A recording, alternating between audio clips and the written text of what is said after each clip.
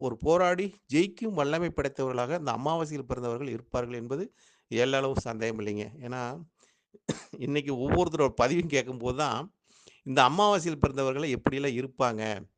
இப்ப புருடா மன்னனா இருப்பாங்க, இல்ல பொய்யே பேசிட்டு இருப்பாங்க அப்படிலாம் கிடையாது.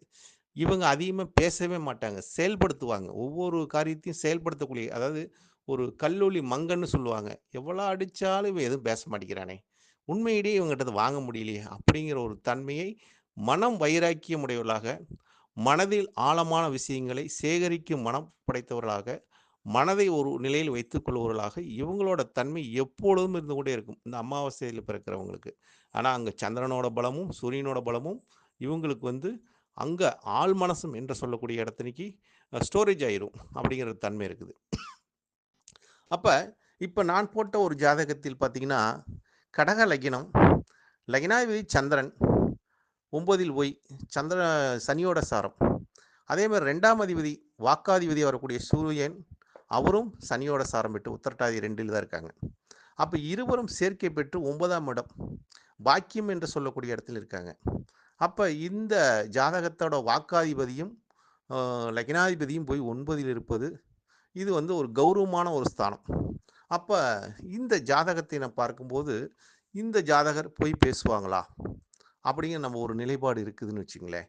அப்ப ஒரு குடும்பாதிபதியும், தனாதிபதியும், வாக்காதிபதி வரக்கூடிய சூரிய பகவான் போயி, தன் ஸ்தானத்துக்கு 8ல் அப்படின்னு எடுத்துக்கலாம். 8ல்னு எடுத்துக்கலாம். ஆனா லக்னாதிபதி 9ல் பாக்கியத்தில்.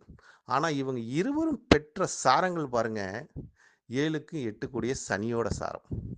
அப்ப அந்த சனியோட சாரத்தை வந்து பகை கிரகமான சனியோட சாரத்தை நம்ம எடுக்கிறதுக்கு எதுக்காக எடுக்கிறோம்னா, இந்த கிரகம் நமக்கு எந்த மாரி ஒரு தன்மைய குடுத்துச்சுங்கிறத உங்களுக்காக சொல்றேன். அத பொதுவாவே நான் மேலோட்டமா சொல்லிருவேன். இந்த தன்மையை ஏன்னா சூரியன், சந்திரன் சேர்க்கை பெற்று பாக்கியத்தில் இருக்குது. அப்போ பாக்கியம்னா, இவங்க வந்து ஒரு கௌரவமான ஒரு நிலையில உடையவர்களாக இருப்பாங்க. கௌரவமான போக்கு உடையவர்களாக இருப்பாங்க, அப்படின்னு நம்ம சொல்லலாம்.